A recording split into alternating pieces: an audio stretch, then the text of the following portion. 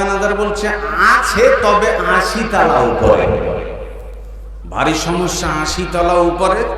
ঠিক আছে, টিকিট কেটে নিয়ে দুই বন্ধু হাঁটতে লাগলো। খুব ভালো করে কান লাগান। সামনে শিক্ষিত বন্ধু সিঁড়িতে উঠছে, আর পিছনে আছে তোতলা। তোতলা বলছে শোন, এই শোন। শিক্ষিত পণ্ডিত সামনে সিঁড়িতে উঠতে আছে, আর তোতলা পিছন থেকে ডাকতে আছে। ও সামনে হাঁটতে আছে, আর তোতলা ডাকতে আছে শোন। এইভাবে করে ও সিঁড়িতে উঠতে উঠতে তোতলার কথা কোনো কানই দেয় না, গুরুত্বই দেয় না, কোনো দামই দেয় না। এইভাবে করতে করতে প্রায় সিঁড়িতে উঠতে উঠতে 79 তলা উপরে চলে গেছে। এখন ওই পণ্ডিত বলছে তোতলাকে, কি প্যাক করছিলিস তুই? এতক্ষণ ধরে তুই মাথা খেয়ে নিলি আমার, কি বলছিলিস বল তো, কি বলছিলিস বল? এখন তোতলা বলছে চাবি আনা হয় নাই। আরে বেটা, যে ঘরে আরাম করবি কিলেস নাই, চাবি যদি না থাকে তো তালা খুলবি কি দিয়ে? তালা না খুললে কি আর ঢুকে যাবে? জোরে বলুন, ঢুকে যাবে? এখন পস্তানি শুরু হয়ে গেল। ছি, তোর কথাটা যদি প্রথম সিঁড়িতে যদি শুনতাম, 79 তালা হয়রান হওয়া লাগতো না। এখন কাটবি শুরু হয়ে গেল। ছি, তোর কথাটা কেন শুনিনি রে? পস্তাপস্তি শুরু হয়ে গেল, টেনশন শুরু হয়ে গেল, আফসোস শুরু হয়ে গেল। তোর কথাটা কেন গুরুত্ব দেই নাই? ভাইরা আমার, বর্তমান পৃথিবীতে আমরা বক্তা, আপনি হলেন শ্রোতা। আমরা যখন বক্তব্য রাখি, জনগণ বলে এরা তোতলা। আমরা আপনাকে বলছি, আসো ভাই, জান্নাতের ট্রেনে উঠতে হবে। এ বন্ধু আমার, আসো এই দিকে চলো, জান্নাতুল ফেরদাউসে যাব। চুরি ছেড়ে দাও, জানা ছেড়ে দাও, মিথ্যা কথা ছেড়ে দাও, আর ধোঁকাবাজি করো না, সুদ খেও না, মানুষ মেরো না। আমরা ডাকছি মানবতার দিকে, জান্নাতের দিকে। জনগণ বলছে তোতলার প্যাকপ্যাকানি কি শুনবি? তার মানে আমরা যখন মাদ্রাসার কর্তৃপক্ষ, মাওলানা, আলেম ওলামারা, বাঘা বাঘা মুহাদ্দিস গুলো যখন জনগণদেরকে ভালো কথা বলে, জান্নাতের কথা বলে, আপনি তখন মন্তব্য করে বসেন এই তোতলার প্যাকপ্যাকানি কি শুনবে? হে, আমি আপনাকে ডাকতে আসি, আর আপনি পালিয়ে গিয়ে ফ্রি ফায়ার শুরু করলেন, ফেসবুক শুরু হলো। এমনি করে আপনার কিনা ইন্টারনেটের জগতে আপনি ঢুকে গেলেন। কাল বেটি বসে 10 জন যুবক একসাথেই বসে আছে, কেউ কারোর সাথে কথা বলছে না, সবাই মোবাইল নিয়ে ব্যস্ত। আমি ডাকছি, আসো জান্নাতের দিকে, বিশ্ব নবীর দিকে। আর তরুণ যুবক বলছে, বাবাজি বলছে, এই তোতলা বক্তার কথা শোনা যাবে না, চল বাড়িতে গিয়ে বিছানা নেব, লেপ কাঁথা নেব, আরাম করব, বিশ্রাম নেব। এইভাবে আপনাকে জান্নাতের দিকে ডাকতে আছি, আর আপনি পালাতে আছেন। এইভাবে করতে ডাকতে আপনার যখন বয়স 60-70 হয়ে গেল, আপনারা নিশ্চয়ই শুনেছেন গতকালকে আপনার টুনিদিঘিতে কয়েকজন মানুষ চতুর্দিকে দাঁড়িয়ে আছে। সামনে একটা পিকআপ আস্তে আস্তে করে যাচ্ছে, পিছন দিক থেকে 10 চাকার গাড়ি মেরে দিল। কেউ এটা ভাবেনি কিভাবে আজরাইলের গাড়িটা এখানে ঢুকে গেল। সিভিক তার ডিউটি পালন করছে, আর চোখের সামনে ডেড বডি পড়ে গেল। যেখানে আমার মানব জাতিকে ঠিক করা ডিউটি ছিল, সময় আমি আর পেলাম না, বিদায়ের ডাক আমার এসে গেল। প্রায় 20 জন পরিবার আজকে সবাই কাঁদতেছে হাউমাউ করে, টাকা দেব, বাঁচিয়ে দাও, সময় পাবে না, আমাকে সুস্থ করে দাও, আর হবে না। এত বড় একটা দামি গাড়ি, এত বড় একটা 10 চাকার গাড়ি কিভাবে উল্টে গেল? বেশি দূর যেতে হবে না, যত্র তত্র আমরা এইভাবে দেখতে পাচ্ছি কত মানুষ মরে চলে যায় বন্ধুরে, এটা তো কেউ বলতে পারে না।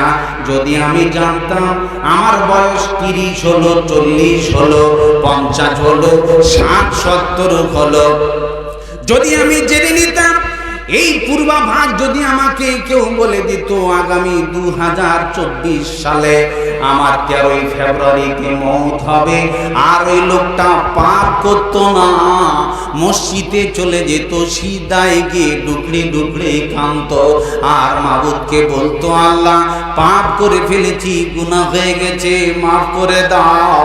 কিন্তু না, মওত এমন একটা আমার কুদরতি আল্লাহর রকের গাড়ি, কাউকে বলে আসবে না, কোটিপতি ধনবান কেউ চেনে না, এরকম একটা অ্যাক্সিডেন্টের গাড়ি ঢোকে, সেটা আমার আল্লাহর কুদরতের খেলা। কোটি টাকার মালিকে দেখো অভাব হয় না দূর, গরিব ঘুমায় আরাম করে মনটা বাহাদুর।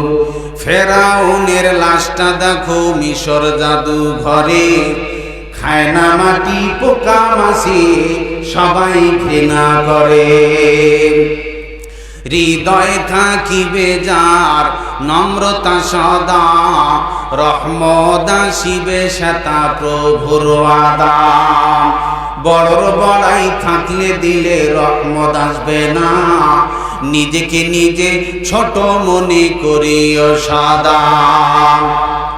উঁচু জমিন থেকে পানি নিচু জমিনে যায়, তেমনি খোদা রহমত আসে নম্রতার হৃদয়। ভোগ বিলাসের বাড়ি গাড়ি পড়ে রবে সব, থাকতে সময় স্মরণ করো আল্লাহ আমার রব। জোরে বলে নারে তাকবীর, আওয়াজ বলে নারে তাকবীর। আমাদের আসল রব কে? জোরে বলুন কে? আল্লাহ। আচ্ছা, সামনে যদি একটা মোটরসাইকেলের সাথে ট্যাক্সি ধাক্কা লেগে যায়, লোক কাকে দোষাবে? ট্যাক্সির সাথে যদি বাসের ধাক্কা লেগে যায়, লোক কাকে দোষাবে? কথা বলে না? বাসওয়ালাকে। তার মানে বড় হিসাবে জরিমানা মস্তানি।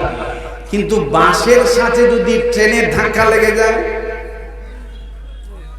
একটু আগে মোটরসাইকেলওয়ালার কাছ থেকে জরিমানা নিল, ট্যাক্সিওয়ালার কাছ থেকে জরিমানা নিল, বাসওয়ালার কাছ থেকে মোটা অঙ্কের টাকা জরিমানা নিল, আর সামনে ট্রেন যাচ্ছে, কয়েকজন আর বাপজিকে, কয়েকজন নেতা গোতাকে, বড় পণ্ডিতকে পিষে দিয়ে চলে গেল। এখন মস্তানি দেখা কেউ পারবে?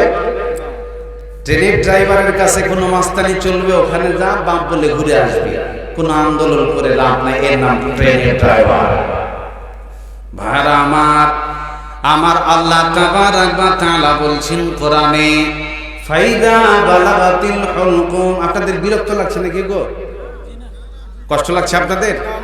এই 2 টাকা করে লোক উঠছে গো, এদের স্বভাবই গেল।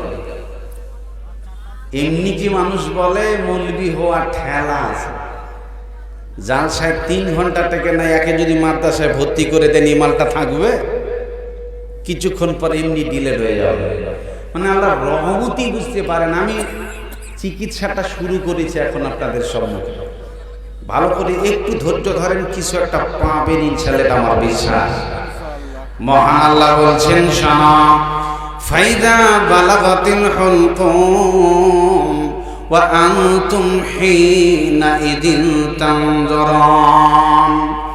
যেমন পৃথিবীতে তুমি মোটরসাইকেলের কাছ থেকে জরিমানা নিলে, বাসওয়ালার কাছে জরিমানা নিলে, ট্রেনের ড্রাইভারের কাছে মস্তানি চলে না। আমার আল্লাহ বলছেন, শোনো, তুমি এমন এক পরিস্থিতিতে চলে গেছো, তোমার মুহূর্তের দাগ এসে গেছে। এমনি করে নেতা বলেন, কোটিপতি বলেন, মাস্টার বলেন, ডাক্তার বলেন, মরছেই মরে না, ধরপড়ি শুরু হয়ে গেল, অ্যাম্বুলেন্স রেডি, ডাক্তার এসে গেছে। আমার আল্লাহ বলছেন, শোনো, জীবনের যখন শেষ মুহূর্ত এসে যায়, শ্বাস প্রশ্বাসটুকু যখন কণ্ঠনালী পর্যন্ত এসে যায়, আল্লাহ বলছেন, তোমরা দাঁড়িয়ে দাঁড়িয়ে দেখতেছো, বাপ দাঁড়িয়ে দেখছি, চাচা দেখছে, গ্রামবাসী দেখছে, মা বোন সবাই দাঁড়িয়ে দেখছে। দেখে কাজ হচ্ছে না। আল্লাহ বলছেন শুনেলে, তোমার মতো নেতা, তোমার মতো কোটিপতি, তোমার মতো মস্তান আজরাইলের ট্রেন ঢুকে গেল, আর তোমার মতো মস্তানকে পিষে দিয়ে কট করে জীবনের বাতিখানা নিভে চলে গেল। আজরাইল এই 20 জনকে 20-25 জনকে টুনি দিদিকে ফেলে দিয়ে চলে গেল। জরিমানা নিতে পারবে না কি বলো? কথা বলে না? আজরাইলের কাছে কেউ মস্তানি করতে পেরেছে? অ্যাক্সিডেন্ট করে আপনাকে গুনাহ করে চলে যাবে। দেখি আজরাইলের কাছে কে মস্তানি করতে পারে। ওয়ালা ইয়াখাফু তুবাহা, আল্লাহ বলছেন তোকে আমি শাস্তি দেব, পৃথিবীর কোনো বাপের বেটা নাই আমার প্রতিশোধ দিতে পারে। এর নাম আল্লাহর ক্ষমতা। আপনি মস্তানি কিসের করেন? জীবনের বাতিখানা যখন নিভে গেল, আপনার গল্পটাই শেষ গো। একটা মানুষ যখন মরে যায় তো 2-3 দিন আলোচনা চলছে, তারপরে তার গল্পটাই শেষ। এরপরে আপনি ভাবেন কি আমাকে অবাক লাগে? ভাইরা আমার, এইভাবে আপনাকে এত কিছু দর্শন দিয়ে কোরআন হাদিস দিয়ে বুঝাতে বুঝাতে বুঝাতে জনগণ বলছি পাগলা খাবার কথা কি শুনবি, তোতলার কথা শোনা যাবে না। এমনি করে জীবনের বাতিখানা নিভে গেল। আপনাকে আমার আল্লাহ প্রথম কবর জগতে পরীক্ষার হলে বসিয়ে দিল। মাধ্যমিক পরীক্ষা চলছে, প্রাইভেট দেওয়া হলো কিভাবে পাস করা যায়। কেউ ডিস্টার্ব দেবে না, তাকে পড়তে দাও, রেজাল্ট যেন ভালো হয়। কিন্তু মরে যাওয়ার সাথে সাথে এমন একটা ফাইন আপনাকে পরীক্ষায় বসতে হবে, তার নাম কবর জগৎ। বাপজি আপনি যদি বলেন বসবো না তো চলবে না, মা যদি বলে আমি বসবো না তো চলবে না, বেটা যদি বলে আমি বসবো না তো চলবে না। বাপ ছাত্র, বেটা ছাত্র, মা ছাত্র, বোন ছাত্র, মৌলবি ছাত্র, নেতা ছাত্র, সবাই কবরে ছাত্র। পরীক্ষক ফেরেশতা চলে আসবে আর আপনাকে হলে উঠিয়ে বসিয়ে পরীক্ষা শুরু হবে। আপনাকে প্রশ্ন হবে মান রাব্বুকা মা দীনুকা মান নাবিয়ুকা। মুমিন হলে ভালো ছাত্র ফটফট উত্তর দিয়ে দেবে, আপনার জন্য জান্নাতের সার্টিফিকেট দেওয়া হলো। তার মানে কবর এমন একটা পরীক্ষার হল, রেজাল্ট দিতে দেরি হবে না, তৎক্ষণাৎ তুমি রেজাল্ট পেয়ে যাবে। ওই জায়গাতে, কবরের জায়গাতে আবার আপনাকে প্রশ্ন হবে, যদি আপনি বেঈমান হন, আমাদের কথাগুলো যদি ভালো না লাগে, মান রাব্বুকা মা দীনুকা মান নাবিয়ুকা, বেঈমান হয়ে মরলে পরে আপনার উত্তর হবে হা হা লা আদরি। তার মানে আপনার উত্তর আসবে হায় রে, পৃথিবীতে ঈমানের চাবি ছাড়া পড়ে গেছে।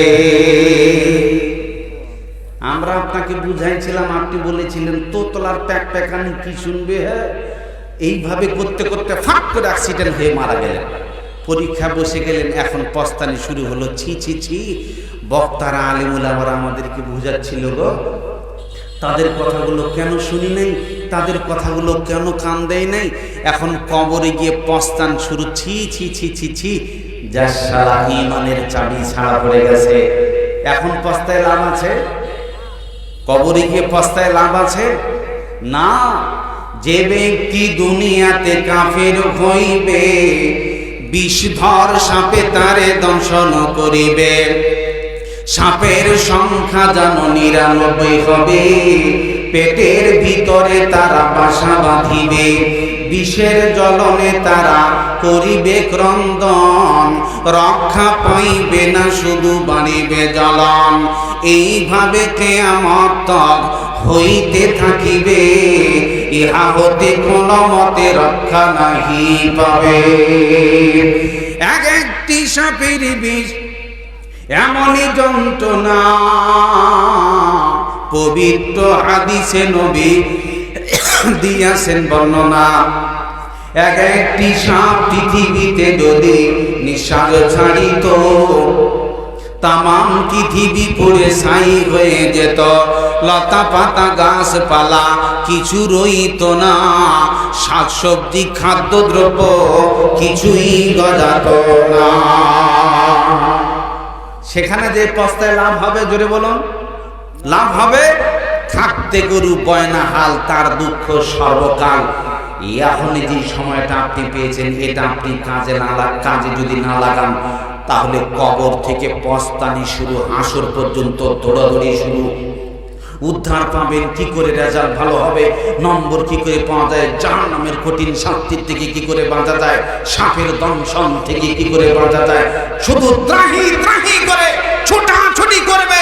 রব্বানা আবসারনা ওয়া সামি'না ফারজি'না না'মাল সালিহান ইন্না কুন্না মুকিনুন। আল্লাহ দেখে ফেলেছি, বুঝা হয়ে গেছে, শুনে নিয়েছি, যা আছে সব ধ্রুব সত্য, এতে কোনো সন্দেহ নাই। আল্লাহ সব পূজা হয়ে গেছে, সব বিশ্বাস হয়ে গেছে। প্রতিপালক একটু সময় দেন দয়া করে, আর একবার পৃথিবীতে যাওয়ার চান্স দেন, বিশ্বাসী হব, ইমানদার হব, ভালো মানুষ হব।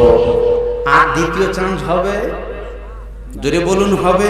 আর দ্বিতীয় চান্স আপনি কোনো মতেই পাবেন না, কিন্তু চান্স নেওয়ার চেষ্টা করবেন, আল্লাহর কাছে আকুল আবেদন করবেন, কাকুতি মিনতি শুরু হবে, কাঁদাকাটি শুরু হবে, কিন্তু আবেদন মঞ্জুর হবে না। এরকম একটা জায়গায় আমাদের যেতে হবে না, হবে না? তো সবচেয়ে বড় আফসোস লাগে, ব্যাপারটা কি? এখন ব্যাপারটা জানতে হবে। কোরআনের এত কথা, বাংলাদেশ থেকে বক্তা আসবে, আরব থেকে, আমেরিকা থেকে বক্তা আসবে, বাঘা বাঘা বক্তা, 2 লাখ টাকা দিয়ে বক্তা, 2.5 লাখ টাকার বক্তা, 50-70 হাজার টাকার বক্তা, এত বড় দামি দামি বক্তা আসবে, জনগণকে কোরআন হাদিসের কথা বুঝাবে। তো কোরআন হাদিস শোনার পরেও মানুষ কি পরিবর্তন দেখা যায়? আচ্ছা, আজকে ওয়াজ শুনলেন, যারা নামাজ পড়ে না, ফজরের জুম্মাত পাওয়া যাবে? যদি বলুন পাওয়া যাবে? পাওয়া যাবে না। তো ব্যাপারটা কি? যে চুরি করে চুরি করছে, যে বিড়ি খায় বিড়ি টানছে, যে মদ খায় সে তা করছে, যে নামাজ পড়ে না সে সেরকমই চলছে। যার যা মনে হয়, দুফুট্টি দো চিন্তা, নগদ চাপো হাত পেতে নাও, বাকির খাতা শূন্য থাক, দূরের বাদ্য কিলাম শোনে, মাঝখানে যে বেদায় ভাগ, এই বেলা ভাই মদ খেয়ে নাও, কান্নিটিজের ভরসা কই, চাঁদিনী জাগিবে যুগ যুগ ধরি, আমরা তোমার অবনাশ হই।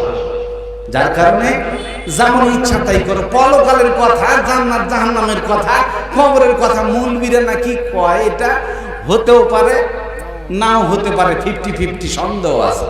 তো ওগুলো বাদ দিয়ে যেমন ইচ্ছা তা করো, গুনাহ যত আছে সব ভরে দাও। তাই তো মানুষ দুফুট্টি নো চিন্তায় জীবন করছে, যার যেমন ইচ্ছা তা করছে, কোরআন হাদিস কেউ মানে না। তো ব্যাপারটা কি? মহান আল্লাহ বলেন, শোনো, ফি কুলুবিহিম মারাদুন ফাযাদাহুমুল্লাহু মারাদা। আমার আল্লাহ বলছেন, শুনে নাও, তাদের মনের ভিতরে রোগ ধরেছে। কিন্তু একটা রোগী যেমন ডাক্তার দেখায়, মাথার বেদনার ওষুধ খেলো, টেনশন মুক্ত হয়ে গেল, খেতে পারছি না, রুচির ফাইল খেলো, খাবার রুচি ফিরিয়ে এলো, ডাক্তারের কাছে ওষুধ নিয়ে সুস্থ হলো। কিন্তু আমার আল্লাহ বলেন, শুনে নাও, তোমাদের অন্তরে রোগ ধরেছে। পৃথিবীতে সাধারণ রোগীর ঔষধ নাও, কিন্তু কোরআনের লোড কেন বিবেক নিচ্ছে না? রাসূলের হাদিস কেন ভালো লাগে না? মসজিদ মাদ্রাসা কেন ভালো লাগে না? আমার আল্লাহ বলেন, তাদের বিবেকের ভিতর রোগ ধরেছে, তাদের মনের ভিতর রোগ ধরেছে। এরা এই রোগ সারবার জন্য ডিমানি ডাক্তার দেখায় না, আলেমদের কাছে বসে না, মসজিদে আসে না, এমনি করে মাদ্রাসাতে পড়ে না। এরা কোনোদিন আলেমদের কাছে এই ব্যাপারে ডাক্তার দেখে রাসূলের হাত কোনোদিন ঔষধ নিল না।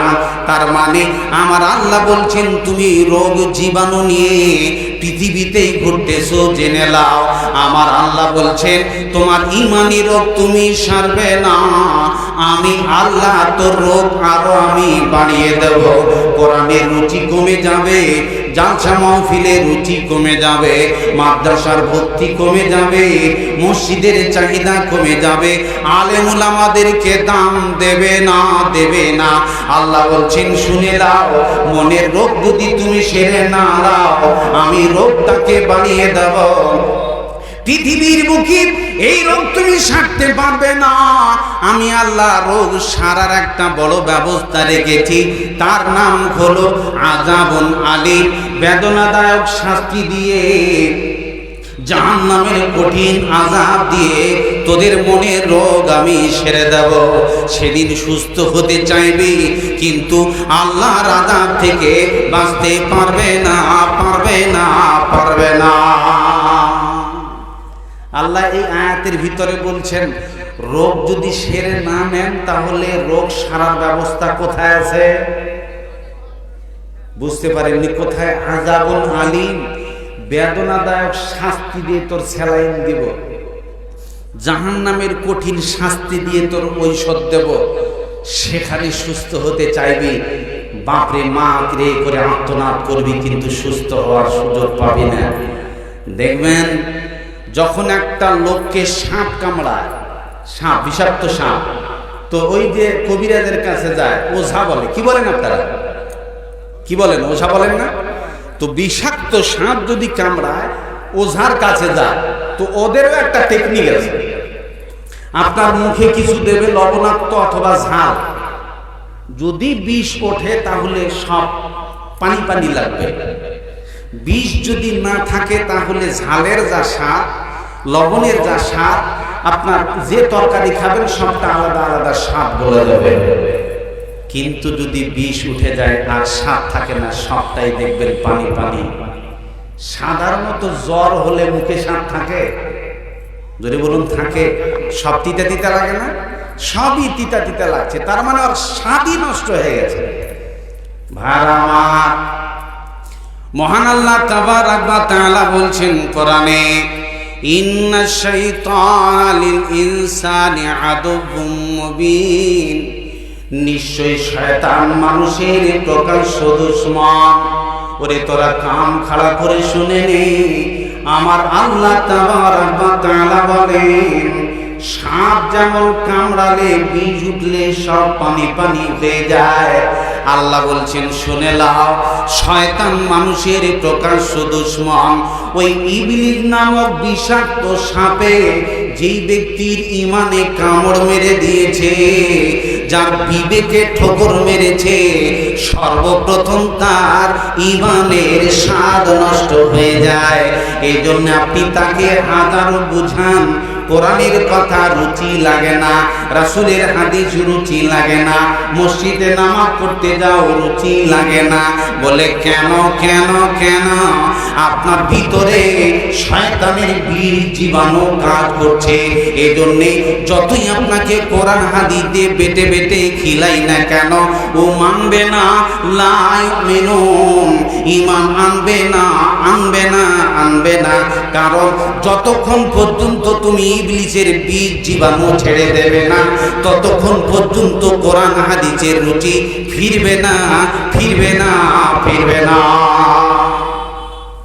এই জন্য তো জালসায় মানুষ থাকতে চায় না, এই জন্য তো মসজিদে ভিড় কম, মাদ্রাসায় ছাত্র না। জনগণ নাম দিয়েছে ফকিরি বিদ্যা। মুসলিম শরীফে হাদিসে সে রাসূল বলছেন, বাদা আল ইসলামু গরিবা ওয়া সাইউদু কামা বাদা ফাতুবা লিল গুরাবা। রাসূল বলছেন, ইসলাম এসেছে গরিবী হালাতে, আবার আস্তে আস্তে আস্তে আস্তে করে ইসলাম গরিব হয়ে যাবে। ইসলাম মেনে নেবে এরকম সুযোগ হবে না, পরিস্থিতি বড় কঠিন হবে, ঈমান টিকানোই বড় মুশকিল হবে। এরকম পরিস্থিতিতে যারা ঈমান টিকাবে তাদের জন্য সুসংবাদ। তার মানে হলো, আমি এখন বাড়ি থেকে বেরিয়ে গেলাম, চায়ের দোকানে বসে গেলাম, গল্প শুরু হলো, গুনার টাওয়ার চতুর্দিকে বসা আছে। দেখবেন বড় একটা বিশ্রাম ঘরে কালবেটের তলাতে 10 জন যুবক এক জায়গায় বসে আছে, সবাই আপন আপন মোবাইল নিয়ে ব্যস্ত, কথা বলে না। এর আগে তো ছেলেপেলেরা একসাথে চলাফেরা করলে কথা বলতো, আর এখন যে বড় মোবাইল পেয়েছে তাতে 10 জনে একসাথে বসে আছে, কেউ কারোর সাথে কথাই বলে না। তার মানে বিজ্ঞান যে অস্ত্র আপনাকে হাতে তুলে দিয়েছে, মার কাটা শয়তান, তার নাম মোবাইল। এই অস্ত্র আপনার হাতে তুলে দিয়ে ছোট্ট ছোট্ট বাচ্চা, বউ, ছেলে, বুড়া বুড়ি সবকে নষ্ট করে দিয়েছে। মুসলমানদের তাহজিব, তামাদ্দুন, জীবন আদর্শকে গুঁড়া করে দিয়েছে। ফলে কোরআন হাদিসের রুচি নেই, সব বিজ্ঞানের দেওয়া নোংরা অস্ত্র নিয়ে পাগল। ফলে 10 জন যুবক সব ফ্রি ফায়ার, পাবজি ব্যস্ত, কথা বলার সুযোগ নেই। একজন আর একজন পাশাপাশি বসে আছে, অথচ কথা বলছে না। ভাইরা আমার, তার মানে বাড়ি থেকে বেরিয়ে গেলেই দেখবেন শুধু গুনার টাওয়ার, গুনার টাওয়ার, গুনার টাওয়ার। মেয়ে ছেলেরা পোশাক পরছে দেখা যায় না, নোংরা পোশাক পরে আছে, চোখের জানা হয়ে গেল, সেও তো মানছে না। আমি আমার ইমানকে কি করে কন্ট্রোল করব? রাসূল বলছেন, শোনো, বৈজ্ঞানিক এমন দামি দামি অস্ত্র বেরোবে, বৈজ্ঞানিক এমন এমন প্রযুক্তি বেরোবে, তুমি তোমার ইমানকে টিকাতে পারবে না। এমন পরিস্থিতিতে তোমার ইমানকে যদি সামলাতে পারো, তোমার জন্য জান্নাতের সুসংবাদ। জোরে বলুন সুবহানাল্লাহ। তার মানে রাসূল সেই সময় বলে দিয়ে গেছেন, ইসলাম গরিবী হালাতে এসেছে, আবার ইসলাম গরিব হয়ে যাবে। ইসলাম হবে গরিব আর মুসলমান হবে ধনী। এর আগে যে মুসলমানের যে অভাবটা ছিল আমাদের, সেই অভাবটা এখন আর আছে? যদি বলুন আছে। সাধারণ ছেলেরা 2 তলা 3 তলা বাড়ি করছে, কোটি কোটি টাকার মালিক, সম্মানিত সুধী। তার মানে অবস্থা পরিবর্তন, টাকা পয়সা ধন মাল সব আছে, শুধু নাই ঈমান, শুধু নাই আমল, শুধু নাই আল্লাহ আল্লাহর রাসূলের প্রেম, শুধু শয়তানের ঠোকর খেয়ে খেয়ে বিষাক্ত বিষ জীবাণু নিয়ে ঘুরছে। বাড়িতে টাকা আছে আর অশান্তির আগুন জ্বলছে, স্বামী স্ত্রীর মহাব্বত নেই। রাসূলের বাড়িতে টাকা পয়সা নেই, প্রায় 28 দিন চুলহা জ্বলেনি, কোনোদিন ঝগড়া হয়নি।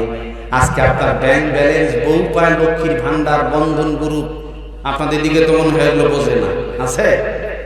মাশাআল্লাহ, সব দিকে ছেয়ে আছে বন্ধন গ্রুপ, লক্ষ্মীর ভান্ডার, মেয়েদের কত টাকা, এত টাকার ব্যবস্থা, অথচ দেখেন স্বামী স্ত্রীতে মিল মোহাম্মদ আছে? জোরে বলুন আছে? নাই। দাও কোড়ালার ফাটাফাটি। তার মানে টাকা থাকবে, বাড়িতে ঈমান থাকবে না। ইসলাম আবার আস্তে আস্তে গরিব হয়ে যাবে, মুসলমান হয়ে যাবে ধনী। এটা চোখের সামনে তোমরা পৃথিবীতে দেখতে পাবে। আল্লাহ বলছেন, শুনে নাও। এই জন্য বর্তমান পার্থিব জগতে পৃথিবীতে ঈমান টিকানো বড় কঠিন। যদি ঈমান টিকাতে চান তাহলে বিষ ছাড়তে হবে, ইবলিসের জীবাণু সরাতে হবে। এটা যদি আপনি না সরান তাহলে পৃথিবীতে কোনো বাপের বেটা নাই। যত বড় বক্তা নিয়ে আসেন আপনি, যত বড় বাংলাদেশি নিয়ে আসেন, আর যেখান থেকে আনুন না কেন, আপনি বড় আশা করে বাংলাদেশ থেকে বিশাল বড় এক বক্তা নিয়ে আসেন, জাগির চতুর্বেদীকে দেখছে আধা ঘন্টা ওয়াজ করছে, লোক পালাতে লাগলো, গুড়গুড় গুড়গুড় করে লোক পালাচ্ছে। তো ব্যাপারটা কি? দূরের আর কাছের যা দিয়ে বলেন। আমাদের দেশে এখন দেখবেন এই এলাকার ডাক্তারের উপর মানুষ বিশ্বাস নাই। কোন ডাক্তার নেবে? কলকাতা, ব্যাঙ্গালোর, ভেলোর, কি বলেন, ঠিক না? পরিস্থিতি তাই হয়েছে, দেশীয় ডাক্তার দিয়ে মানুষ মনে হচ্ছে ওইসব কাজ হবে না, তাই তো বাংলাদেশের বক্তা আসে। তাও কি জনগণ ওইসব নেয়? তো বাংলাদেশের ওষুধ খেয়ে যদি মাশাআল্লাহ ভালো হয়, তো আমাদের হিংসা আছে? জোরে বলুন, আমাদের হিংসা আছে? আমাদের হিংসা নেই, নেন আপনি ওইসব, অসুবিধা নেই। কিন্তু তার সাথেও তো ব্যবহারটা তাই। আধা ঘন্টা পর আপনি সেখানেও কেন এই ব্যবহারটা দেখেন? আপনি পাল্টাবেন কবে? পরিস্থিতি যে অত্যন্ত গরম, পরিস্থিতি যে অত্যন্ত নোংরা, পরিস্থিতি যে কালারিং হয়ে গেছে, এরপর আপনি সজাগ হবেন কবে? চোখের সামনে আপনার ভাই ফুটে গেল গো, একটু টেনশন আপনার নাই?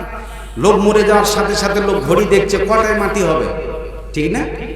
খালি কটায় মাটি হবে, 5 মিনিট দেরি হলে লোক বিরক্ত করবে, শুরু করে দেবে। কোন মৌলবি এটা? এত দেরি করে বক্তব্য দিচ্ছে, কি ব্যাপার করছে, সময় হয়ে গেল। তার মানে আপনি মরে গেলে খালি ঢাকতে পারলেই বেঁচে গেল, তাই ফাটাফট করে মাটি দিয়ে খালি পালাপালি শুরু হয়। আপনাকে নিয়ে আপনি মরে গেলে কেউ ভাবে? কেউ ভাবে? এটা তো চোখের সামনে কেউ কাউকে নিয়ে ভাবছে না। তাহলে চাচা, নিজের জান বাঁচা, আপনার নিজের কোটাটা আপনাকে ঠিক রাখতে হবে। এই জন্য আল্লাহ বলছেন, শোনো, মানুষ তো বুঝবে না, শুনবে না। একটা ঐশ্বর ভালো করে কোরআন থেকে আল্লাহ বলছেন, ভাড়া আমার মানুষ বলে জালসা দেখি কি হবে, ওয়াজ করে লাভ কি? আপনি বললে চলবে না, আপনার মন মতো কথা বললে হবে না। আমার আল্লাহ বলছেন, মনের রোগ সারার একটা প্রসেস। আল্লাহ বলছেন, শোনো, আপনি যতই মন্তব্য করেন সুযোগ নেই। আমার আল্লাহ বলছেন, ওয়াদাকির ফাইন্নাদ যিকরা তানফাউল মুমিনিন। মহান আল্লাহ বলছেন, শোনো, মানুষের দিল বিবেক জান ধরে যাবে, এই জন্য সপ্তাহে সপ্তাহে জুমার খুতবা হয়, এমনি করে বছরে অলিতে গলিতে জালসা হয়। আমার আল্লাহ বলছেন ওয়াজ করো, বুঝাও, জালসা করো, নসিহত করো, বয়ান দাও। তবে শুনে দাও, এই বয়ান শুনে, ওয়াজ শুনে কেউ শুনুক আর না শুনুক, মুমিন লোকরা অবশ্যই সুস্থ হবে, উপকৃত হবে। জোরে বলুন সুবহানাল্লাহ। মানবে না সবাই, এটা ঠিক, কিন্তু লাভ কার হবে? জোরে বলুন কার লাভ? মুমিন লোকে, যাদের আল্লাহ বিশ্বাস আছে, পরকাল যেতে হবে, আল্লাহর কাছে হিসাব দিতে হবে, এই বিশ্বাস যাদের আছে, ওয়ালিমান খাফা মাকাম রাব্বিহি জান্নাতা, আল্লাহর কাছে দাঁড়াতে হবে, কৈফিয়ত দিতে হবে, এই টেনশন যাদের আছে, এই ভয় যাদের আছে, প্রতিপালক বলছেন দুটো জান্নাত প্রতিদান দেব। জোরে বলুন সুবহানাল্লাহ। খালি হিসাব দিতে হবে, এই টেনশন থাকলে, এই ভয় থাকলে আল্লাহ দয়া দেখেন দুটো জান্নাত প্রতিফল আপনি পাবেন। তাহলে ওয়াজ যদি টোটালি বন্ধ হয়ে যায়, তো মানুষের ঈমান জান ধরবে না? ধরবে না? জোরে বলুন, জান ধরে যাবে না? জান ধরে যাবে। এবার শোনেন, হয়তো আপনি বলছেন বর্তমান পৃথিবীতে আমার আল্লাহ আপনার জন্য সূর্য ফিরি দিলেন, 1 টাকা নিলেন না, অক্সিজেন দিলেন, 1 টাকা নিলেন না, কার্বন ডাই অক্সাইড দেওয়া হলো, আমার আল্লাহ 1 টাকাও বিল তোমার কাছে চাইনি। মাথার উপর আসমান, নিচে তলায় জমিন। আল্লাহ বলছেন শুনে নাও, আমি যদি সূর্যটার আলোটাকে 8 দিন বন্ধ করে দেই, 1 টাকানি বন্ধ হয়ে যাবে। কিছুদিন আগে ঘন ঘন ঠান্ডা, কাপড় বিক্রি দেখেছেন তো আপনারা? একদিন যদি আল্লাহ আবহাওয়া গোলমাল করে দেয়, প্রচুর ঠান্ডার দোকানে কোটি কোটি টাকা বিক্রি। একদিন যদি প্রচন্ড বৃষ্টি হয়, কোটি কোটি টাকার ছাতা বিক্রি হবে। এর নাম আল্লাহ। আল্লাহ পাক তার কুদরতি ছাতা দিয়ে, কুদরতি সূর্যের ব্যবস্থা দিয়ে তিনি আপনার আবাদ দিচ্ছেন, ফসল আবাদ আমরা করছি। সূর্যের তাপ বন্ধ হলে ফসল আবাদ হবে? কথা বলেন না গো, ফসল আবাদ হবে? হবে না। তার মানে আপনি অসহায় আল্লাহর কাছে, আপনি মস্তানি কিসের করেন?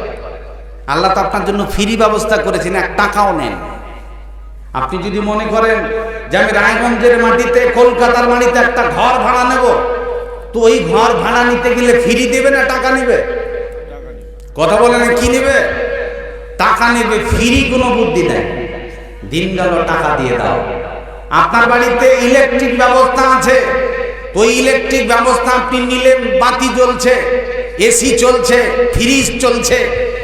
এখন 3 মাস সিস্টেমে ধরে নেন আপনার বাড়িতে বিল আসলো 501 টাকার বিল। আপনি বিল দিতে গিয়ে 1 টাকা দিব না, ইলেকট্রিক বিল জমা হবে না, মানবে না। ওই স্টেশনে গিয়ে দেখবেন, ট্রেন স্টেশনে টিকিট কাটতে গিয়ে 501 টাকার টিকিটের যদি দাম হয়, আর আপনি যদি 1 টাকা না দেন, টিকিট দিবে? কথা বলেন না গো, টিকিট দিবে? আপনি অসহায়, ওখানে দৌড়াদৌড়ি করবেন, কেউ দেবে না। সব প্রযুক্তি আল্লাহ পৃথিবীতে বুঝবার জন্য দিয়েছেন। আপনি বেশি দূর দৌড়াতে হবে না, খালি নিজের দিকে তাকান। অনেক সময় দেখবেন কিছু লোক আছে, পকেটে মোবাইল রেখেছে আর চতুর্দিকে খুঁজে বেড়াইছে, মাওলানা আমার মোবাইলটা হারিয়ে গেল গো, একটু মাইকে এলান করেন না। আছে না? আছে না?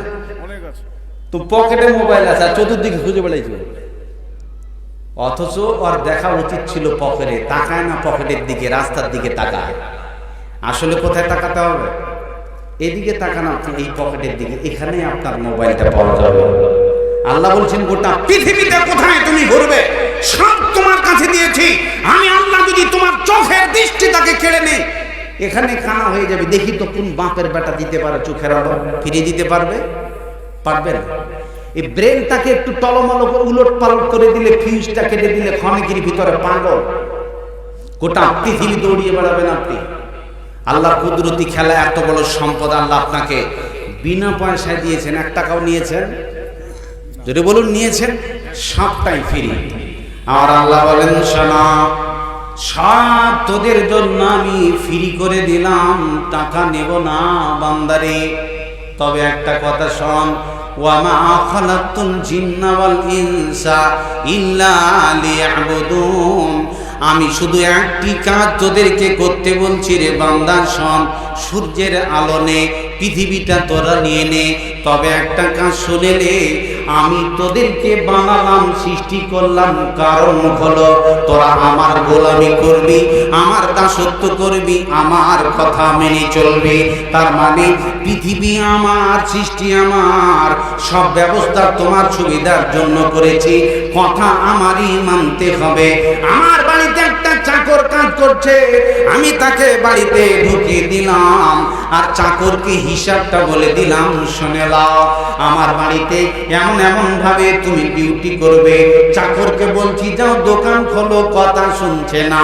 যাও গরুটা মাঠে বেঁধে দিয়ে আসো, কথা শুনছে না। যাও এক বোতল পানিগুলো নিয়ে আসো, কথা শুনছে না। ওই চাকরকে বাড়িতে রাখবে না, পিটিয়ে বাইর করবে। রাখবে বাড়িতে? বেরিয়ে যাও। আল্লাহ বলছেন এত কিছু সুবিধা আমি তোমাকে দিলাম, ইয়া মাশারাল জিন্নি ওয়াল ইনস ইন ইসতাতা'তুম আন তানফুযু মিন আকতারিস সামাওয়াতি ওয়াল আরদ ফানফুযু লা তানফুযুনা ইল্লা বিসুলতান। আকাশ জমিনের উপরে সব আমার রাজত্ব। হে মানব দানব জিন ইনসান, আমার কথা ভালো লাগে না? আমার জমিনে খাস, আমার রিজিক খাস, আমার দেহ নিয়ে ঘুরিস, আর আমার কথা মানবি না? সাহস তো কম নয়। আমার আকাশের নিচে জমিনের উপর থেকে বেরিয়ে যা। তো বেরিয়ে যাবি তো কোথায়? বাংলাদেশ পালাবি? ওটা তোর কোন নামক? আমেরিকা পালাবি? ওটা কোন খালা? পাকিস্তান পালাবি? ওটা কার দেশ? গোটা বিশ্ব কার? আল্লাহ পাকের। আল্লাহ বলছেন বাংলাদেশ যা, ইরাক যা, ইরান যা, আফগান যা, পাকিস্তান যা, গোটা বিশ্বের যেখানে যাবি, আমি আল্লাহ সব জায়গায়, আমি আল্লাহ আমার রাজত্ব জোরে বলে না। সম্মানিত স্বদেশী, আল্লাহর খায় নিমক হারামি করেন আপনি? এত বড় সাহস কিসে? একটুকু ভয় লাগে না যে আল্লাহর মার হদের বার তিনি পারেন ক্ষণিকের ভিতরে? আজকে মুসলমান বর্তমান পৃথিবীতে লাভ খাওয়ার পরিস্থিতি কাম হয়েছে, তোমার ভিতরটা লিগ আছে। আপনি বর্তমান পৃথিবীতে যদি এটা মনে করেন লাভ খাবো না লাভ দিব, এই যে ফুটবল খেলাতে আপনি দেখবেন, যদি খেলোয়াড় হন তাহলে ও কি করবে? বলকে কথা বলেন না, ও কি করবে? খেলোয়াড় হলে লাভ খাবেন, আর বল হলে লাভ খেতে হবে। খেলোয়াড় হলে লাভ খাবেন, আর বল হলে লাভ খেতে হবে। আপনি কি হতে চান, বল না খেলোয়াড়? আমরা হতে চাই পৃথিবীতে খেলোয়াড় সাহাবীদের মতো। কিন্তু বড় আফসোস লাগে, দেখবেন দুই দল খেলোয়াড়, খেলা চলছে ধামাকা, 11 জন করে প্লেয়ার, বল খেলা চলছে, ঠাস ঠাস করে বলটাকে লাত মারছে। পাশে একটা খেপা পাগলা, ও বসে মনে মনে চিন্তা করছে কি ব্যাপার রে, সবাই বলটাকে লাত মারছে কেন, করেছেটা কি? এতগুলো সবাই মানুষ, এতগুলো খেলোয়াড় মিলে সবাই লাত মারছে, কেউ মায়া করে না, অপরাধটা কি? পাগলা খাপা ফাঁক করে বলটা ধরে নিল, নিয়ে বলছে ভাই বল তো কি ব্যাপার, তোকে সবাই লাত মারছে কেন, করেছিসটা কি তুই? বল জবান খুলে বলছে বন্ধু শোনো, আমি চুরি করি নাই, জেনা করি নাই, মিথ্যা কথা বলি নাই, তবে সবাই আমাকে লাত মারছে, এর মূলত কারণ হলো ভিতরখানা ফাঁপা। আমার ভিতরখানা ফাঁপা আছে বলে 11 জন 22 জন প্লেয়ার সবাই আমাকে লাত মারছে। তা না হলে আমার ভিতর ফাঁকা না হয়ে যদি লোহা দিয়ে গিজানো থাকতো, কেউ লাত তো মারবে দূরের কথা, আমার ভিতরে শক্ত মজবুত লোহা থাকলে পরে কোনো প্লেয়ার যদি লাত মারতে আসতো, বাপ বলে পালিয়ে যেত। তাহলে ভিতরে শক্ত জিনিস থাকলে আর ওকে লাথাবে কেউ? লোহার বল হলে কেউ লাথাবে না। প্রিয় বন্ধুবর, আমার কান খুলে শুনে নেন, বর্তমান পৃথিবীতে বাতিল আপনার কিনা খ্রিস্টান, ইহুদি, নাসারা, অমুসলিম, এরা হয়েছে খেলোয়াড়, আর বল হয়েছে মুসলমান। তার মানে আমরা মুসলমান পৃথিবীতে লাখ খাবার পরিণত হয়ে গেছি। কখনো ফিলিস্তিনের লাত, কখনো বা আফগানের লাত, কখনো বা আপনার কিনা বার্মার লাত, কখনো বা আসামের লাত। ভারতবর্ষের মাটিতে বিজেপির খেলা শুরু হয়ে গেছে। মুসলমান, তুমি পৃথিবীতে বলে পরিণত হয়ে গেছো। সবাই তোমাকে লাদ মারছে কেন? অপরাধ কি? কারণটা কি? তার কারণ হলো মুসলমান, তোমার বাড়িতে টাকা পয়সা ধন মাল সবই আছে, তোমার বডি ফিটনেস ঠিকই আছে, তবে সমস্যা বড় হলো একটি, তোমার ভিতরখানা ঈমান থেকে ফাঁকা। সব দিকে ধান্দা ঠিক আছে মামুর, ভিতরটা কি ফাঁকা। ও জামানা মে মাজ্জাত थे মুসলমান होकर, आज तुम जलील व खार बने हो तारिके कुरान होकर। আপনি দামি ছিলেন, নাক খেয়ে বল হয়েছেন, কারণ কোরআন ছেড়ে দিয়েছেন, রাসূলের কথা ছেড়ে দিয়েছেন, ফুটবলে পরিণত হয়েছেন। আপনাকে লাঠি থেকে বাঁচতে হবে, বল থেকে বেঁচে।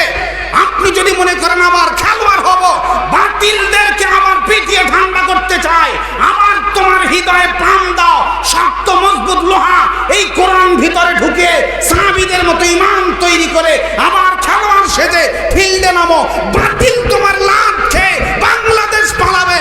জোরে বলো নারে তাকবীর। সম্মানিত সুধী, লাভ খাওয়া স্বভাবটা ভালো না। এই স্বভাব থাকলে ইতিহাস কলঙ্কিত হবে। সতর্ক সাবধান করছি। এই জন্য আল্লাহর যেটা উদ্দেশ্য সেটা পালন করেন, সম্মান পাবেন। বড় আফসোস লাগে যখনই কোরআন হাদিসের কথা বলি, মানুষ অবাক হয়, এদিক ওদিক ছিটকে ছড়িয়ে দেয়। কারণটা কি? আল্লাহ আপনাকে যে উদ্দেশ্যে সৃষ্টি করেছেন সেটা সফল হচ্ছে না, আপনি কথা মানছেন, আপনি এড়িয়ে চলছেন। যাই পৃথিবীতে বাড়াবাড়ি করেছে তারাই তার প্রতিফল বুঝতে পেরেছে। এই জন্য ছোট্ট একটা উদাহরণ আপনাদের সামনে পেশ করব, ভালো করে কান লাগান। আল্লাহ এত কিছু আপনাকে দিলেন, আপনার বিবেক একটু নাড়া দেয় না? একটু ভেবে দেখেন তো, একটু খেয়াল করেন। আজকে জালসার দিন, আপনার যুবক বেটা ও গিয়ে বলছে, আব্বা জালসা লেগেছে গো, 1000 টাকা আমাকে দাও। তার আগে জোরালো আবেদন, লোক তো টাকার কথা বললে পালাবে গো, এটা তো একটা আলাদা রোগ আছে। শুধু উদাহরণটা শুনেন, কাজে দেবে। আমি আপনাদেরকে বলেছি কোরআন হাদিস আর যুক্তির কষ্টি পাথর দিয়ে আপনার বিবেকে দেব। বিবেকটাই খারাপ হয়ে গেছে, এই জন্য ওয়াজ করে বুঝাতে পারছি না। এটা ঠিক না করলে জীবনে আপনাকে কেউ ঠিক করতে পারবে না। যুবক বলছে, আব্বা 1000 টাকা দাও। আব্বা বলছি ঠিক আছে নাও। 1000 টাকা বাপ বেটাকে দিয়ে দিল। আজকে জালসা, বড় বড় দোকান বসবে, চাউমিন মোগলাই খাবি, ঠিক আছে যা খরচা কর, তবে বেটা শুনে নাও, 1000 টাকা তোমাকে আমি দিচ্ছি, কিন্তু যখন তুমি জালসা সেরে বাড়িতে আসবে, তোমার বুড়ি মা বাড়িতে আছে, তোমার বুড়ি মায়ের জন্যে 100 টাকার জিলিপি বাদাম কালাইগুলো কিছু খাবার নিয়ে আসবে। খরচ করবেন কত টাকা? একটু আওয়াজ দেন না গো, খরচ করবেন কত? এমনি তো শয়তান যে বিষ ছিটাচ্ছে, এমনিতেই পরিস্থিতি ভালো নাই, তাতে এগুলো তো আওয়াজ না করলে শয়তান আরো আপনাকে পটিয়ে দেবে। বাপ বেটাকে টাকা দিল কত? তো দিন 1000, খরচ করবি কত? 900। আর বাড়িতে তোর মায়ের জন্য খরচা করে আনবি কয় টাকা? 100। কত? 100 টাকা। মাশাআল্লাহ মাশাআল্লাহ। এবার ছেলে ঝিড়কেনি মেরে দিল, না 1000 টাকা দিয়েছে, আবার এগুলো খরচা করবো, বন্ধু বান্ধব আমার আছে, 1 টাকাও আমি মায়ের জন্য কিছু নিয়ে আসতে পারবো না। ছেলে যদি ঝিড়কেনি মেরে দেয়, তাহলে আব্বা কি আর টাকা দিতে চাইবে? যদি বলুন চাইবে, কারণ ছেলেদের স্বভাব আছে, যখনই ওকে টাকার কথা বলবেন, এমনি বাজারে জিলেপির দোকানে মস্তানি, নিজের দেশ তো, একটু রেগে গেলে মস্তানি কত সালাকে মেরে দেনাবে, আছে না? যুবকদের একটু তো মস্তানি, টাকার কথা বললে আবার কাল।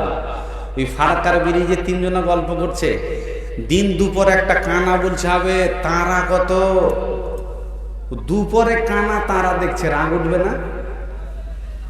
ওর পাশে 1.5 ফুট আছে, ও বলছে, আবে তোর সাহস কম নয়, দুপুরে তারা দেখছি, শালা তোকে লাঠি সোজা করে দেবো, এর পাই নাই। তার পাশে আর একজন বন্ধু আছে, ও হলো জনম ফকির, গোটা দিন ভিক করে 2 টাকা পায় না, ই বলছে শালাকে মার নাবে, টাকা কতগুলো লাগে সুপ্রিম কোর্ট পর্যন্ত লড়ে দেবো। এ বেটার পকেটে 2 টাকাও নাই, আবার সুপ্রিম কোর্ট ও লড়বে। তার মানে কথার সাথে বাস্তবতার মিল নেই। আমাদের দেশে আছে সেই ছেলে যত, ভাবিয়া দেখিলে ওরা ভালো ছেলেও হতো। সারাদিন ঘুরে ফেরে কোনো কাজ নাই, মস্তানি করে ভাবে যদি কিছু পায়। চায়ের দোকানে নয়তো কারো রকে, সারাদিন ঘুরে ফেরে সিগারেট ফোঁকে।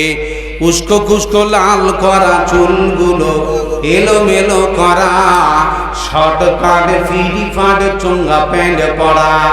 দাঁড়িয়েই থাকে ওরা বসা বড় দায়, বসিতে গেলেই যদি প্যান্ট ফেটে যায়।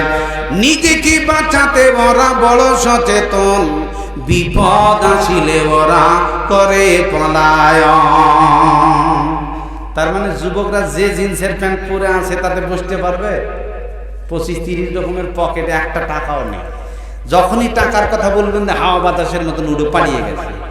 এই হয়েছে বর্তমান যুবকের অবস্থা। বাপ বলছে বেটা 100 টাকা তোর মায়ের জন্য একটু জিলেপি গালা নিয়ে আসবে রে, রাগ দেখিয়ে দিল না, পারবো না। বাপ কি আর টাকা দিতে চাইবে? যদি বলুন চাইবে, টাকা তো বাপের। আপনি আমার টাকা সবই খরচা করি, 100 টাকা দিবি না, তুই ঝিড়কেটে মেরে দিলি। আমার আল্লাহ তাবারক ওয়া তাআলা বলেন, ওয়ালিল্লাহি মিরাসুস সামাওয়াতি ওয়াল আরদ, আকাশ জমিনের যত সম্পত্তি আছে সব আমার আল্লাহ পাকের। যেদিন কিয়ামতের ডাক এসে যাবে, কম্পিউটারের দোকানে যান, আর কম্পিউটারের দোকানে যাওয়ার পর গিয়ে বলেন, ভাই দেখো এটা আমার বাড়ির দাগ নাম্বার, একটু দেখো তো আমার বাড়ির অবস্থা। বিবির নামে 2 শতক আছে, ছেলের নামে 3 শতক আছে, মায়ের নামে 4 শতক জমি আছে। কম্পিউটারের দোকানে দিলাম, কম্পিউটার থেকে দেখছি আমার নামে জমি আসে না, আমার নামে নাই, বিবির নামে নাই, ছেলের নামে নাই, আব্বার নামে নাই। রেকর্ড খানা কেটে গেছে। একজনারই নাম দেখাচ্ছে, তার নাম আমার আল্লাহ। তার মানে গোটা পৃথিবীর সম্পদ হলো আমার আল্লাহ পাকের। আল্লাহ বলেন শুনে নাও, আবার যখন পৃথিবীর শেষ ডাক এসে যাবে, সমস্ত সম্পদের রেকর্ডগুলো কেটে যাবে, আমি আল্লাহ সব আবার আমার নামে নথিভুক্ত হবে, তোমার নামে আর থাকবে না। ওরে বান্দা শুনেলে, ও মিম্মা রাযাকনাহুম ইউনফিকুন, পৃথিবীতে যত সম্পদ আছে তোমার বিবির নামে খরচা করো, তোমার ছেলে মেয়ের নামে খরচা করো, তোমার শারীরিক ব্যাপারে খরচা করো, রোগীর নামে খরচা করো, মসজিদ মাদ্রাসায় দান করো। আমি আল্লাহ তোমাকে যতগুলো সম্পদ আমার তোকে দিয়েছি এগুলো হলো আমানত, সব তোমার নিজস্ব সুবিধার জন্য খরচা করে দে। তবে শুনেলে একটু ভাউচার তোদেরকে দিলাম রে বান্দা। পৃথিবীর বুকে সূর্যের বিল নেই নাই, চন্দ্রের বিল নেই নাই, আবহাওয়ার কোনো বিল আমি নেই নাই, পৃথিবীর কোনো ভাড়া নেই নাই, সব তোকে ফ্রি ফ্রি করে দিলাম। কিন্তু জেনেলে আমি যে সম্পদগুলো তোকে দিয়েছি এগুলো আমারই টাকা, ওই টাকা থেকে আমার মসজিদ মাদ্রাসাগুলো একটু দান করে দিবি। আপনি যখন দানের কথা শুনলেন বলে না না দিব না, পালিয়ে গেলে রেগে যাবে কে? কে রেগে যাবে? আল্লাহ রেগে যাবে। আর আল্লাহ যদি রেগে যায় ধন থাকবে? এর জমানো সিংহাসন সবই করি দান, শাহী শাহী কেড়ে নিয়ে ফকির সাদান। কথায় 1000 টাকা কত জনে লয়, সারাদিন খেটে কেউ অনাহারে রয়। বাদশাকে ফকির করেন ফকিরকে রাজ, ভাঙ্গা গড়া পৃথিবীতে এই তো তার কাজ। তো যাই হোক ভাই আমার, আল্লাহ যা আপনাকে সম্পদ দিয়েছেন, বাস আমি একটু মুসাফির হিসাবে আপনার জন্য দোয়া করে দেবো আল্লাহর বাস্তে। আসুন তো ভাই, 1000 বলেন, 500 বলেন, যা আপনার আছে আল্লাহর বাস্তে। একজন বাবজি আমার প্রথমে 500 টাকা দিয়ে গেছেন, আর একজন বাবজি 100 টাকা, একজন তরুণ যুবক 100 টাকা। মাশাআল্লাহ আচ্ছা, আকবর আলী উত্তর মোহাম্মদপুরে 1500 টাকা। মাশাআল্লাহ। আলাউদ্দিন উত্তর মোহাম্মদপুরে 1500 টাকা। আলাউদ্দিন ভাই আমার উত্তর মোহাম্মদপুরে 1500 টাকা। মতিউর রহমান চররা ডাংরাঘাটের মতিউর রহমান চওড়া ডাংরাঘাটের 5000 টাকা। মনসুর আলম প্রমুখ 2500 টাকা। মনসুর আলম কর্মগুনি 2500 টাকা। মাশাআল্লাহ। একরামুল মৌলভী 500 টাকা। একরামুল ভাই আমার মৌলভী সাহেব 500 টাকা। হাজি এমডি মকিম সাহেব 5000 টাকা। এমডি মকিম সাহেব উনি 5000 টাকা। মাশাআল্লাহ। আর মহিলাদের দুটো কিস্তিতে দান এসছে, একবার 13,700 টাকা আর একবার 890 টাকা। মাশাআল্লাহ। মহিলাদের দুটো কিস্তিতে এসে একবার 13,700, একবার 13,700, একবার 890, একবার 890 টাকা। মাশাআল্লাহ মাশাআল্লাহ। 14,600 টাকা এসছে। মাশাআল্লাহ। আর মা বোনদের পক্ষ থেকে 4টা মাশাআল্লাহ আংটি এসছে আল্লাহর রাস্তে জান্নাতের প্রেমে। এক মহিলা 1000 টাকা দিয়েছেন। ওর মধ্যে ওরা স্বামী স্ত্রী দুজনেই অসুস্থ। একটু মাশাআল্লাহ, একজন মহিলা স্বামী স্ত্রী অসুস্থ 1000 টাকা দিয়েছেন। দোয়া করে দেবো ইনশাআল্লাহ। হাজি সাহেব একটু অসুস্থ, মকিম হাজি উনি অসুস্থ আছেন, দোয়া করে দেবো ইনশাআল্লাহ। তো ভাইরা আমার, আল্লাহর রাস্তে আপনারা যারা যারা আছেন গো, একটু পকেটটাতে হাত দেন, মুসাফির মানুষ, দোয়া করে দেবো। ভাইরা আমার, আল্লাহর কাছে একবার আমরা হাত তুলে বলি, প্রতিপালক একই একই বান্দা তোমার সভা মাঝে ছিল, ছিল কি ছিল না দেখো দানে বোঝা গেল। ও গো আল্লাহ দয়াময় তুমি পরবার, এ দানীদের সুখে রাখো দুনিয়া মাঝার। কিনিয়াতে কি আশাতে করিয়াছে দান, দানি অনুপাতে আল্লাহ নেকি যেন পান। ও গো আল্লাহ দয়াময় পাক রব্বানা, মাফ করে দিও খোদা জীবনের গোনা। এমনি করে আরো 4 বোন সভা মাঝে ছিল, নিজের হাতের আংটিখানা মাদ্রাসায় দানিল। এ দানো খোদা তুমি করো গো কবুল। ও গো আল্লাহ দয়াময় তুমি পারবার, এ দানীদের সুখে রাখো দুনিয়া মাঝার। আমি পাপী গুনাহগার দোয়া দিব কত, গুনাহবদী কাজ হতে রাখিও বিরত। আমি নয় আমিন আল্লাহ, আমি নয় আমিন, এ দোয়া কবুল করো পাক রব্বুল আলামিন। আমিন। আসেন ভাই, চটচট করে আল্লাহর রাস্তায় একটু পকেটে হাত দেন তো। যার যা আছে একটু দোয়াটা নিয়ে যান। শেখ যার ভালো তার সব ভালো। আমার 2 জন বোন এমনি দোয়া করেছেন, 1000 টাকা দিয়েছেন। একজন বোন স্বামী স্ত্রীর নামে, দুজনে অসুস্থ, ডাক্তার দেখালাম ভালো হলো না। তোমার দয়ার একটু ছাঁটা ফেলে রোগার থাকবে না। আল্লাহ 2 জন স্বামী স্ত্রীকে সুস্থ করে দাও। আর একজন অসুস্থতা দোয়া চেয়েছে, আল্লাহ তার দাম তুমি কবুল করে নাও। আল্লাহুম্মা আনতাশ শাফি, আল্লাহুম্মা আনতাল কাফি, জাযাকাল্লাহ হায়াকাল্লাহ বারাকাল্লাহ, জাযাকাল্লাহ হায়াকাল্লাহ বারাকাল্লাহ। বাবা মেয়ের নামে একটা বোন একটা আংটি দান করেছে, আল্লাহ তার নাম তুমি কবুল করে নাও। আল্লাহ তার মনের কামনা বাসনা পূরণ করে দাও। আল্লাহ এই আংটির বদৌলতে আল্লাহ জান্নাতি অলংকার তাকে তুমি পরিয়ে দিও। এমনি করে আরেকজন বাপজি আমার 400 টাকা দান করেছে, তার দান তুমি কবুল করে নাও। তার সাথে আরেকজন 100 টাকা দান করেছে, আল্লাহ তার দান তুমি কবুল করে নাও। আল্লাহ তার মনের কামনা বাসনা পূরণ করে দাও। আল্লাহ বাড়ির অশান্তি বালা মুসিবত দূর করে দাও। আল্লাহ ছেলে মেয়েদেরকে নেক বানাও। আর একজন যুবক ভাই আমার 200 টাকা দান করেছে, আল্লাহ তার দান তুমি কবুল করে নাও। আল্লাহ বাড়ির অশান্তি দূর করে দাও, ব্যবসা বাণিজ্যে উন্নতি দাও, ছেলে মেয়েদেরকে নেক বানাও, বিপজ্জনক অ্যাক্সিডেন্ট থেকে রক্ষা করো। ক্ষণিকের ভিতরে একটু গাড়ির ধাক্কা লেগে গেলে পরে পাটা বেঁকে যাবে, পঙ্গু হবে, ডাক্তার লক্ষ লক্ষ টাকা খেয়ে নিতে পারে। এরকম বিপদের ওষুধ থেকে রক্ষা করো। আমিন আমিন। ফজলুর রহমান ভাই 200 টাকা দান করেছে, আল্লাহুম্মা সাল্লি আলাইহি, আল্লাহুম্মা বারিক আলাইহি, জাযাকাল্লাহ হায়াকাল্লাহ বারাকাল্লাহ, জাযাকাল্লাহ হায়াকাল্লাহ বারাকাল্লাহ। সেনারুল হক ভাই আমার মায়ের নামে 100 টাকা দান করেছে, আল্লাহ তার দান তুমি কবুল করে নাও, তার মনের কামনা বাসনা পূরণ করে দাও, আল্লাহ বাড়ির অশান্তি বালা মুসিবত দূর করে দাও, ছেলে মেয়েদেরকে নেক বানাও। আরো এক বাকি দেখো সভা মাঝে ছিল 200 টাকা, দেখো মাদ্রাসায় দানিল, টাকার পরিমাণ দেখো 200 টাকা, ইমানে আমনে আল্লাহ করে দিও পাকা। আরো এক ইলিয়াস ভাই সভা মাঝে ছিল 10 ব্যাগ সিমেন্ট, দেখো মাদ্রাসায় দানিল।